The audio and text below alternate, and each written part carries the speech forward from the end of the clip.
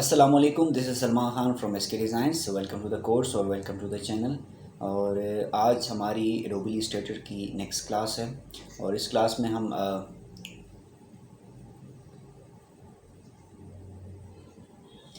इस क्लास में हम कोशिश करेंगे कि हम कुछ टूल्स को एक्सप्लोर करें। तो आइए चलते हैं वीडियो की तरफ। तो यहाँ पे मैंने एक आर्टबोर्ड इंसर्ट कर रखा हुआ 480 बाई 480 का है। और आप इसको जिस हिसाब से भी लेना चाहे आप ले सकते हैं, कोई भी आपकी साइज़ आपको पसंद हो। चले जी, तो आर्टबोर्ड हमारा आ चुका है और इस आर्टबोर्ड में आज हम दो टूल्स को एक्सप्लोर करने वाले हैं। वो टूल ये है कि एक आपका सिलेक्शन टूल है और एक आपका डायरेक्ट सिलेक्शन टूल है। इन्हीं को समझने से पहले मैं कोशिश करूँगा कि आपको शेप टूल, ठीक है, जिसके ज़रिए आप डिफरेंट शेप्स बनाते हैं। लेट सपोज आप सर्कल बना लें या रेक्टेंगुलर बना लें या आप स्क्वायर बना लें या सो ऑन, जो भी, ठीक है जी। उसमें हम फ़र्क देखेंगे कि एडोबी इलस्ट्रेटर के अंदर भी पहले से ही डिफ़ॉल्ट कुछ शेप्स होती हैं और आप उन शेप्स को भी एडिट कर सकते हो, उसमें चीज़ें ऐड कर सकते हो, ठीक है।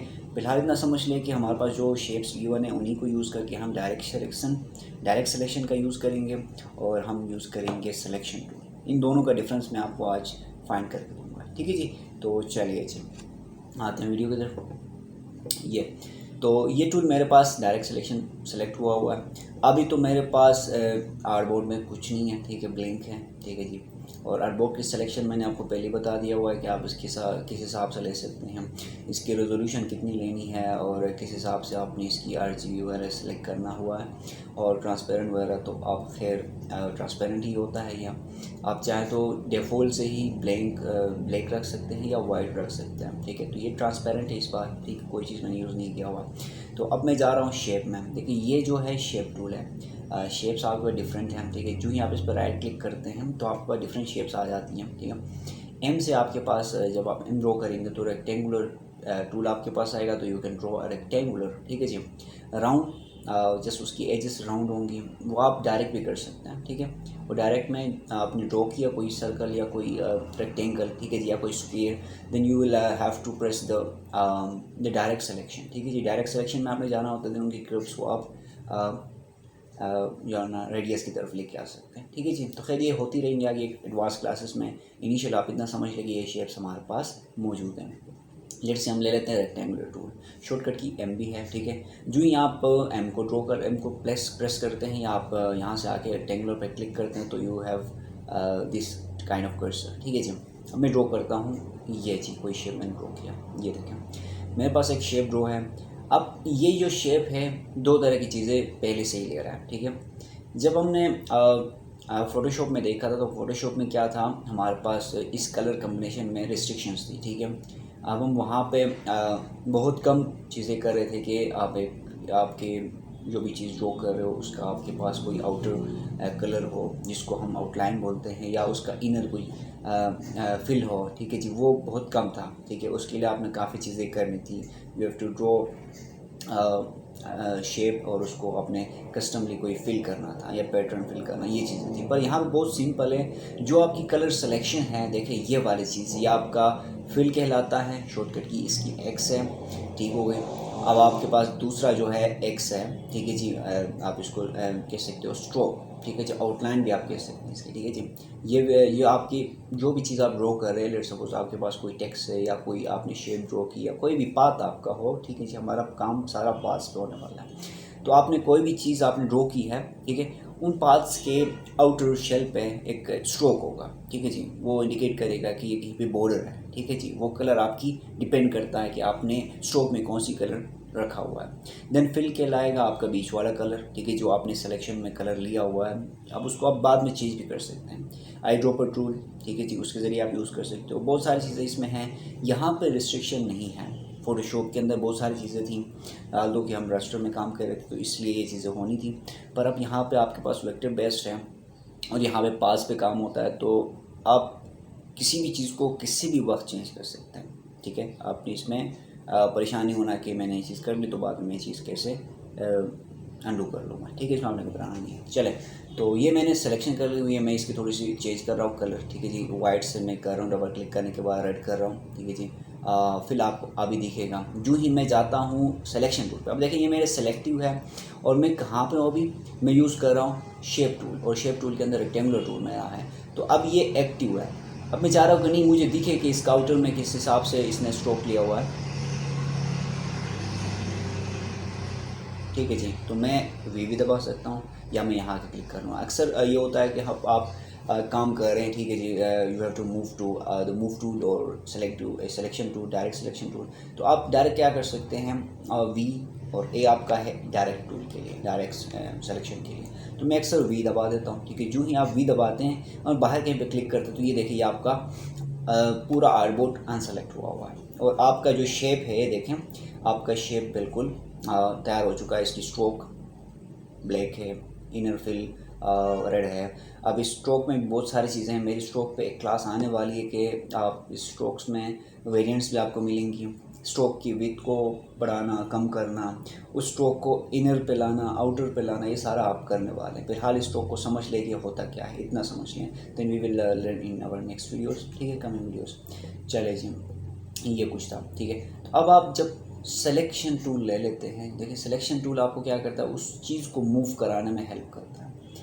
अब एक चीज़ डायरेक्ट सिलेक्शन, इस चीज़ में डिफरेंस कराने के लिए मैं क्या कर रहा हूँ, इस शेप के अंदर ही एक और शेप ले रहा हूँ, ठीक है। शॉर्टकट की क्या है, कंट्रोल सी कर लें, कंट्रोल वी करेंगे तो एक अलग सा चुपचाप कहीं पे पेस्ट हो जाएगा। पर आपने करना है कि कंट्रोल सी के साथ कंट्रोल एफ करना है ताकि वो चीज़ फ्रंट पे पेस्ट हो, ठीक है जी। कंट्रोल सी से आपकी चीज़ कॉपी होगी, कोई भी चीज़ आपके पास में, ठीक है। अब आगे जाके ग्रुप्स में भी चीज़ें करने वाले, एक एक ग्रुप को भी हम मल्टीपल हम डुप्लीकेट करने वाले हैं और एक एक बात को भी करने वाले हैं। तो वो चीज़ आपको समझ आएगी कि कोई भी चीज़ आप कर सकते हैं, ठीक है। लेट्स सपोज मैंने अभी एक शेप किया, अब इस शेप को मैं छोटा कर रहा हूँ, ठीक है। अब ये मैं 4 डायमेंशंस में करना चाह रहा हूँ। एक तो मैं कर सकता हूँ कि विदाउट डिस्टर्बिंग दिस, इसकी विड्थ और हाइट में शिफ्ट दबा के मैं इसकी साइज़ को छोटा करूँ। ये आपके पास फोटोशॉप में ऑप्शन नहीं था, फोटोशॉप में खुद ब खुद ये छोड़ दे, शिफ्ट दबा दो तो वो चीज़ें नहीं करता, ठीक है।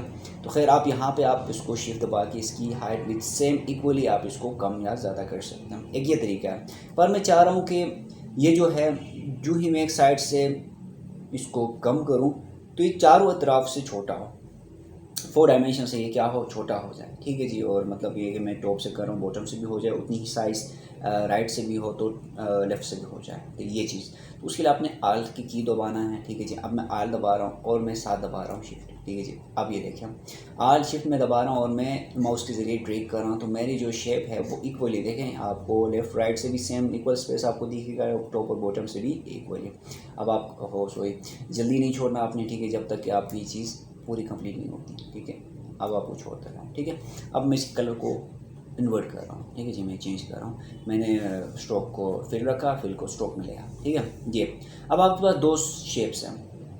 अब आप जो ही सिलेक्शन टूल लेके कोई चीज़ को मूव करते हैं तो ये देखें आपके पास एक चीज़ मूव हो रही है, ठीक हो गया, एक ही चीज़ आपकी मूव हो रही है, ठीक हो गई।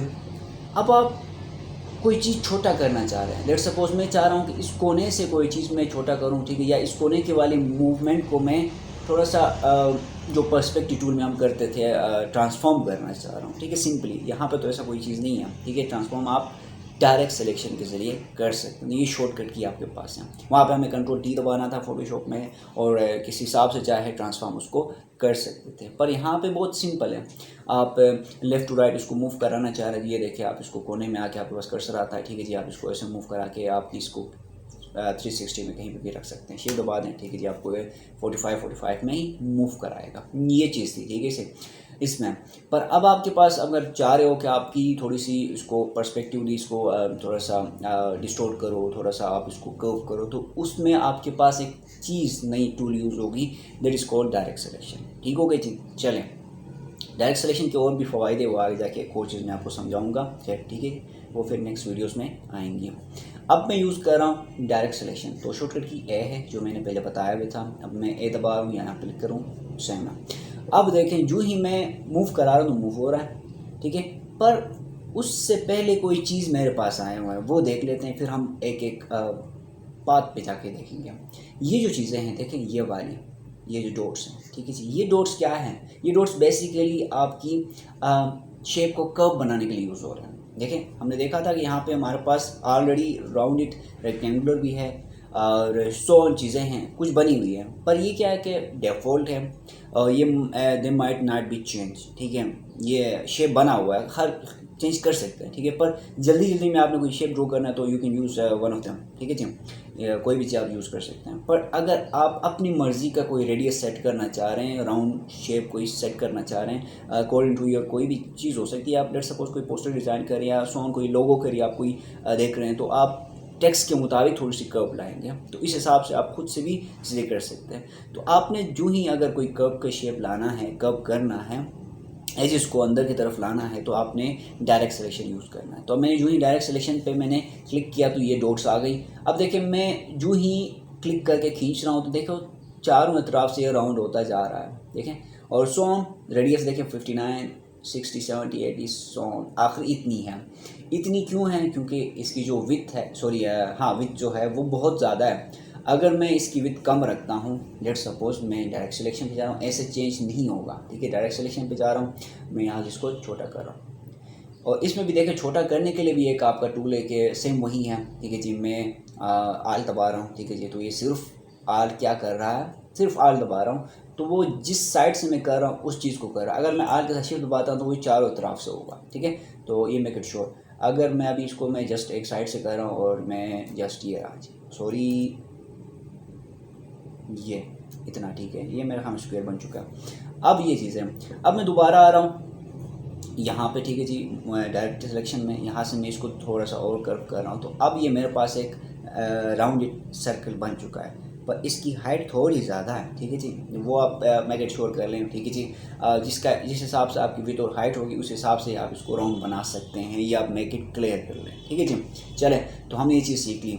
अब जो एक और चीज़ जो सीखनी थी हमने, वो ये सीखनी थी कि डायरेक्ट सिलेक्शन के ज़रिए हम पास में कैसे चेंजेस ला सकते हैं। अब देखें जो ही मैं क्लिक करता हूँ तो यहाँ पे हम हाँ एक और चीज़ सीख लेते हैं, फिर उसी पे चले जाएंगे। अब देखिए एक साइड से भी आप राउंड कर सकते हैं। अब मैं इस एक डॉट पे क्लिक करता हूँ, ठीक है। देखिए ये एक्टिव अभी, और मैं उसी को ही ड्रैग करता हूँ। ये देखें जितना ड्रैग कर रहा हूँ इतना आखिरी है। अब मेरे पास ये एक ही साइड पे राउंड हो चुका है। तो ये आप मल्टीपल साइड में भी कर सकते हैं। शिफ्ट के साथ आप सेलेक्ट कर ले रहे हैं। सपोज मैं इन दो को करता हूँ शिफ्ट ये, और मैं इन दो को सॉरी ये नहीं लेगा क्योंकि ऑलरेडी यहाँ पे ये चीज़ हो चुका है। इसको मैं वापस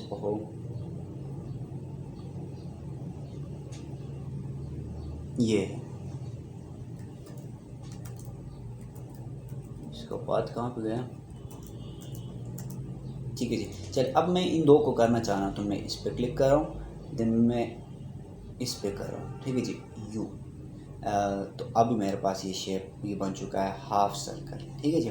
ये इस तरह की शेप्स आप बना सकते हैं, सो ऑन। तो आप बेशक चाहें तो 3 तरफ से करें या 2 तरफ से करें, तो ये चीज़ आप कर सकते हैं।